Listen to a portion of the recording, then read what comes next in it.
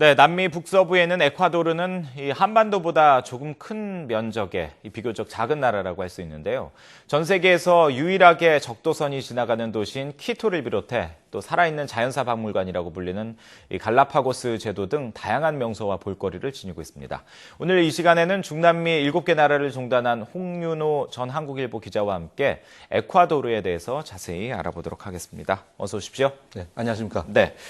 자, 오늘은 에콰도르를 자세히 들여다보도록 하겠습니다. 중남미 국가 가운데서도 이름은 다들 한 번씩 들어봤겠습니다만 네네. 비교적 좀 낯선 나라라고 할 수 있는데 간략하게 어떤 나라인지 소개를 해주시겠습니까? 예, 한마디로 적도의 나라입니다. 네. 적도선이 지나가고요. 그 표식점이 있는 나라로 유명합니다. 영어로 적도가 이제 이퀘이터, 나라 이름이 이제 The Republic of Ecuador. 나라 이름 자체가 네. 적도 공화국입니다. 예. 최대 항구 도시로 과야킬이라는 데가 유명하고요. 찰스 다윈의 진화론으로 유명하죠. 갈라파고스 제도가 있는 나라입니다. 면적은 아까 말씀하신 대로 한반도 면적보다 조금 큰 27만 제곱킬로미터고요. 네. 원래 좀 더 컸는데 페루와 국경 분쟁 전쟁을 해가지고 졌습니다. 그래서 예. 거의 국토 면적의 한 절반 가까이 된 40%의 아마존 유역을 예. 그 페루에다가 몽땅 그렇군요. 넘겨줬다고 합니다. 네. 수도는 키토고요. 해발 2,850m, 굉장히 높은 고원에 자리 잡고 있습니다. 그러네요. 그러다 보니까 이제 키토 날씨가 네. 사계절이 모두 있습니다. 예. 아침, 오후, 저녁, 밤 이런 날씨가 이제 봄, 여름, 가을, 겨울 하고 다 비슷합니다. 네네. 인구는 이제 메스티조하고 인디오가 대부분을 차지하고 있고요. 예. 그렇군요. 그 에콰도르도 역시 이제 다른 중남미 국가들처럼 스페인의 지배를 받지 않았습니까? 네, 물론입니다. 스페인의 어떤 잔재들이 많이 남아 있겠군요. 그렇습니다. 키토는 원래 이제 퀴투스 부족, 퀴투스라는 게 이제 태양을 의미합니다. 태양신을 믿었으니까요. 퀴투스 부족의 수도였습니다. 그러다가 15세기 후반에 잉카 제국에 침략을 당해가지고 점령을 당했고요.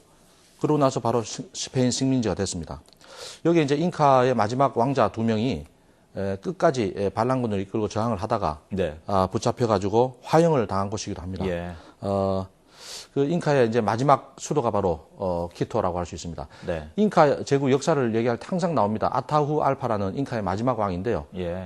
페루 편에서도 나오겠지만 스페인 정복자 프란시스코 피사로가 있습니다. 네. 그 피사로가 잉카 아타후 알파를 붙잡아서 예. 인질로 이제 붙잡았는데 이 아타후 알파 자기가 갇힌 방에 자기 키만큼의 그 선을 쫙 그어가지고 예. 이만큼 방 안에 황금을 가득 채워주겠다.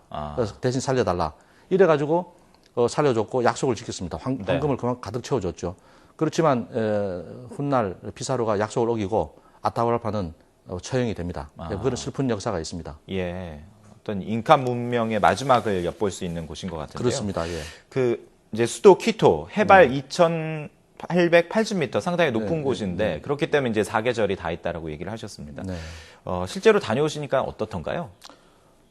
그렇습니다. 키토 굉장히 인상적인 도시였습니다. 예. 핀친차 화산의 중심을 떠받치고 있고요.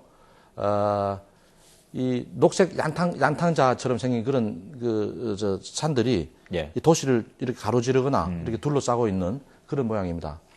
여기는 이제 라틴 아메리카 도시들 중에서도 보존이 잘 된 그 올드타운 중에 하나인데요. 예. 그래서 이쪽에 이제 올드 센트로 구시가지죠. 여기도 유네스코 세계문화유산으로 지정이 되어 있습니다. 예. 그다음에 건물 대부분이 이제 그 식민지 시대 모습을 보여주고 있습니다. 네. 스페인 남부풍이라고 하죠. 안달루시아풍으로 되어 있고요. 그 중에는 건물 중에는 이제 그 스페인 세비야에서 직접 가져온 청색 타일, 네. 그걸로 이제 이렇게 꾸며놓은 건물들도 있습니다. 예. 구시가지 중앙에는 보면 중앙광장, 아르마스 광장이 있고요. 그 다음에는 주변으로 총독관저, 그 다음에 최고 부잣집이 마주보고 있고, 그 다음에 대성당하고 주교관이 마주보는 그런 형태를 띠고 있습니다. 그래서 그 부근으로 이제 성당들, 박물관들이 많기 때문에 천천히 걸어서 둘러볼 수가 있습니다. 네. 그 설명해 주신 중간중간에 이제 퀴토의 그 시가지라고 쓴 영상이 나오는데요. 네. 제가 보기에는 글쎄요, 좀 여백들이 좀 살아있는 그런 도시다 이런 느낌도 좀 드네요. 의외로 아주 인상적이고 깨끗한 도시였습니다. 그 외에는 어떤 곳이 또 가볼 만합니까? 그 대표적인 것이 키토에 가면은 어디서나 볼 수 있는 언덕 위에 마리아상이 있습니다. 예. 그 이제 바로 그 이제 엘 파네시오라는 언덕에 있는 마리아상인데요. 네. 키토시를 전체적으로 볼 수 있는 언덕입니다. 이게 다시 말해 엘 파네시오는 이제 빵덩어리라는 뜻이고요. 예. 그 언덕이 빵덩어리처럼 생겼다는 아. 그런 겁니다. 그래서 그 마리아상 가르쳐서 이제 버진 오브 키토라고 이렇게 하고요. 저는 이제 오전에 갔었는데요. 야경이 특히 멋있다고 합니다. 근데 예. 그게 별로 높지는 않은 곳인데 치안이 별로 안 좋습니다. 아직까지. 그런가요? 옛날부터 그랬고. 예. 그래서 뭐 저는 이제 택시를 타고 갔고 그 택시 같은 이런 승용차 이런 교통수단을 이용해서 가는 것이 좋다고 합니다. 마리아상은 보면 이제 이렇게 이 중간중간에 기어 넣은 듯한 이런 형태인데요. 네. 이게 이제 이 비행기 재료로 만들어졌다고 합니다. 1979년에 키토가 그 세계 문화유산 지정된 걸 기념해 가지고 네. 프랑스에다가 제작을 의뢰했고요. 20년 만에 만들어졌다고 합니다. 예, 그렇군요. 이제 키토는 해발 2,800m가 넘는 고산 지역이기 때문에 케이블카 뭐 이런 것들을 이용해서 이동도 할 수 있을 것 같네요. 어떻습니까? 그렇습니다. 저 시내에서 한 30분 정도 가면은 예. 텔레페리코, 즉 이제 케이블카 타는 곳이 있는데요. 거기서 케이블카를 타고 올라가면은 높이 4,000m가 넘는 그런 화산 분화구 근처까지 갈 수가 있습니다. 네. 제가 올라간 곳의 높이가 4,100m라고 되어 있던데요. 히말라야 안나푸르나 베이스 캠프가 4,130m입니다. 예. 비슷한 높이고요. 높이군요. 네. 그 약간 어지럽고 메스껍고 머리 아프고 숨차고 예. 뭐 이러한 그런 고산증 증상 당연히 생깁니다. 네. 대신 키토시 전체가 그 위에 올라가면 이제 발 아래 그림처럼 쫙 펼쳐집니다. 그리고 이제 시시각각 그 변화는 날씨의 변화를 경험할 수가 있습니다. 예. 그 앞서 말씀하신 것처럼 이제 에콰도르 하면 적도의 나라로 유명한데 그 적도선이 딱 지나가는 그 지역도 가보셨습니까? 예, 물론입니다. 예. 키토시에서 북쪽으로 좀 가면은 네. 이제 적도탑과 적도선이 있습니다.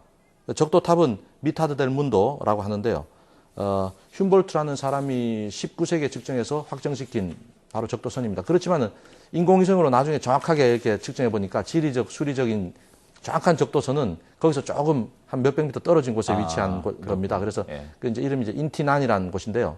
놀라운 것은 흉볼트도 잘못 측정했던 그 적도선을 그 당시에 그 인디오들은 이미 정확하게 알고 있다는 점입니다. 굉장히 불가사의한 점 중에 하나입니다. 네, 그러네요.